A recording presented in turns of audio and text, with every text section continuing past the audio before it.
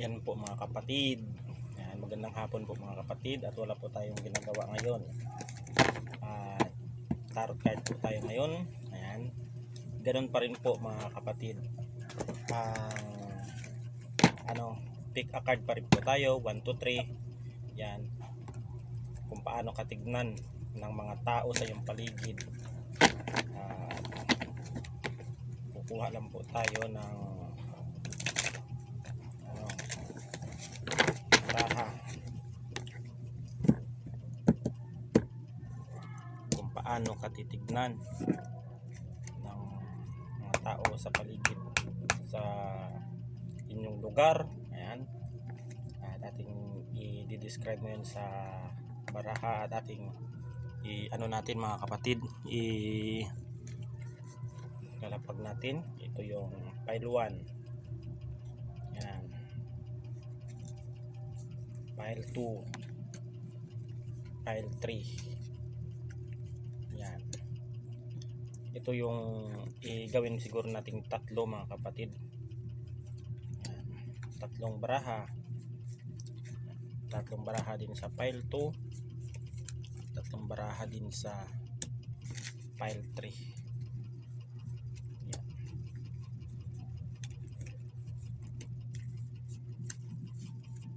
Ayan. Dito muna tayo sa pile 1. Ayan. Ito yung pile 1 natin. Ayan. Kung paano katitignan ng mga tao sa inyong paligid. Ayan. Ikaw, kung 4 of Wands mga kapatid, kung ikay titignan ng mga tao sa inyong paligid, ikaw po ay napaka sigla. Kung tignan nila, yan, ikaw ay masigla at attractive sa mga tao na nasa iyong paligid. At ikaw palagi ay pansinin ng mga tao. At marami din silang napupuna sa inyo. At kung sa masculine naman ay maganda ang inyong katawan. Kung sa feminine o ikaw naman ay babae, ay napaka ganda manamit. At okay yung iyong pananamit, maganda ka magporma. Yan ang ito sa pile number 1, unang baraha ito. Ito yung pangalawang baraha. Yan, the star. Ikaw ay isang mga kapatid, isang sikat na at kilalang tao. Yan, marami kang kakilala, marami kang kaibigan. Yan. At marunong kang makisama sa lahat. Kilala ka sa inyong lugar at ikaw rin ay ginagalang ng mga tao na nasa iyong paligid. Marunong kang makisama. Yan. Ikaw rin ay mabuting tao. Yan. Sa the star. Yan. Ikay kilala sa kung paano katignan sa ng ibang tao, kung ano ang tingin sa iyo ng ibang tao. Yan. Ito naman ang 3 of Cups. Ang tingin sa iyo ng ibang tao ay masayahin at marami kang kaibigan, kilala ka saan ka man naroroon. Yan. Ikaw ay mahilig ka rin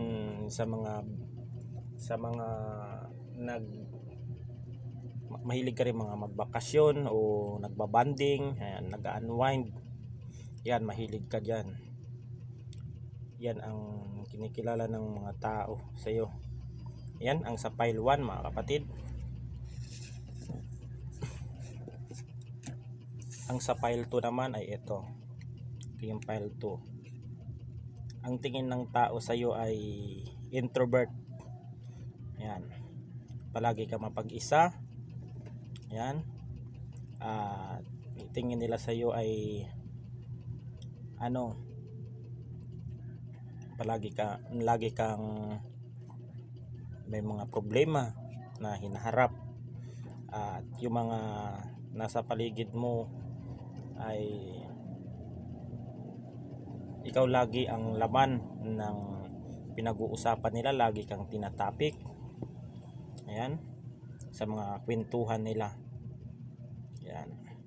Ikaw ay introvert na tao, mahilig kang napag-isa. Ayan. Yan ang tingin ng ibang tao sa iyong paligid. Yan. Ito yung pangalawang card, the lovers. Ayan. Ikaw mga kapatid, sa pile number 2 ay ikaw ay attractive sa mga, kung ikaw man ay babae ay attractive ka sa mga lalaki, kung ikaw naman ay lalaki attractive ka sa mga babae, at marami ding nagkakagusto sa iyo sa iyong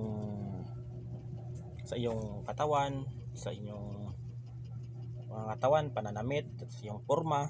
Maraming nagkakagusto dahil marunong kang magdala at mag-ayos ng iyong sarili. Ayan. Dahil sa iyong pagiging introvert ay nagiging attractive ka sa ibang tao. Ayan.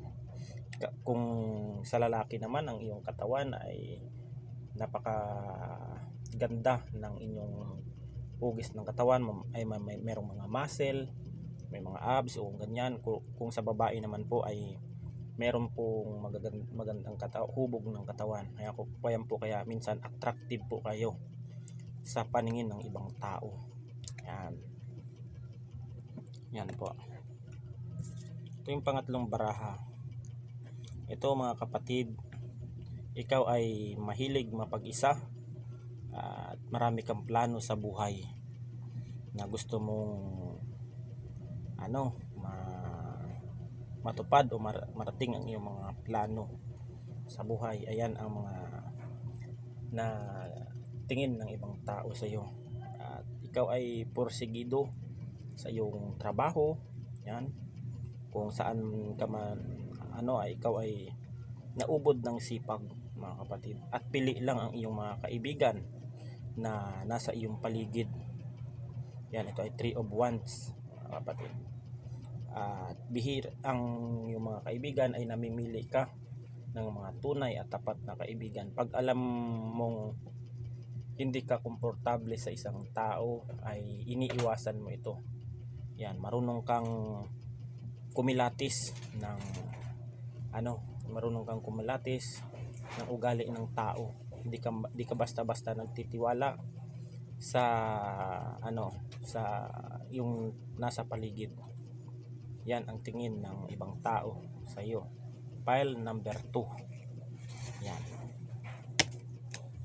Ito naman ang pile number 3 mga kapatid. Ito ang the strength. Yan. Ikaw mga kapatid, ang tinatawag ng the strength ay ang tingin ng mga tao sa iyo ay ang matapang ang tingin ng mga tao sa iyo at mahirap kang mapaamo. Yan.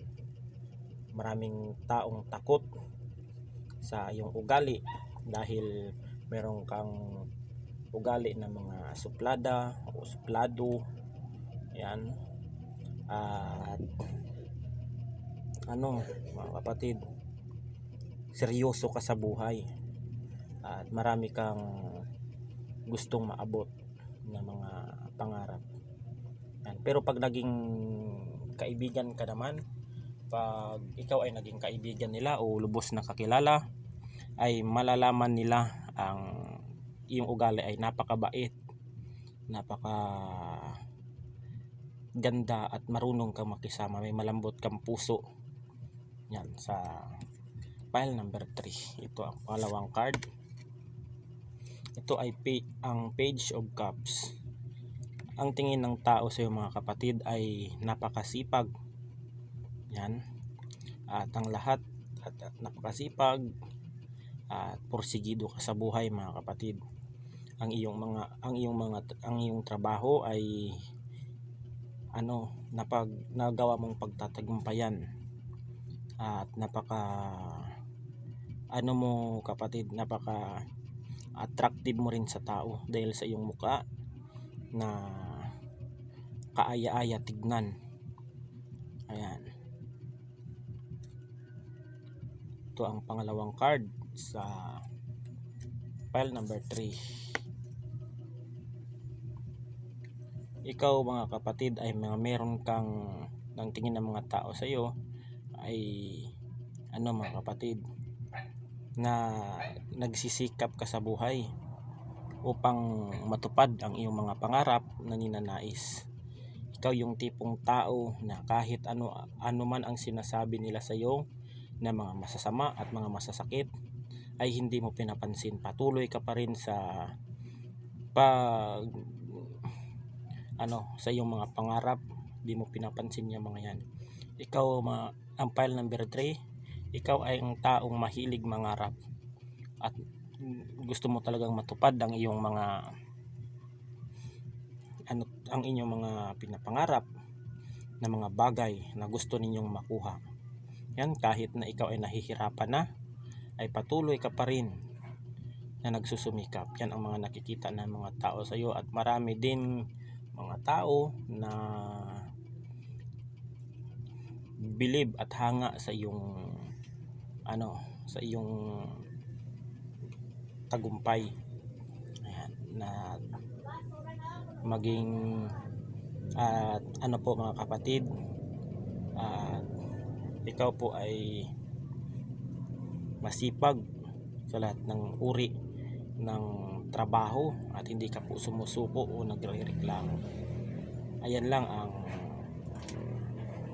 ang baraha sa pile number 3 mga kapatid. Kung nagustuhan niyo ang aking ang aking tarot card, ay paki-share na rin po para malaman ng iba. Ito pong TikTok card. Hanggang dito na lang po at God bless.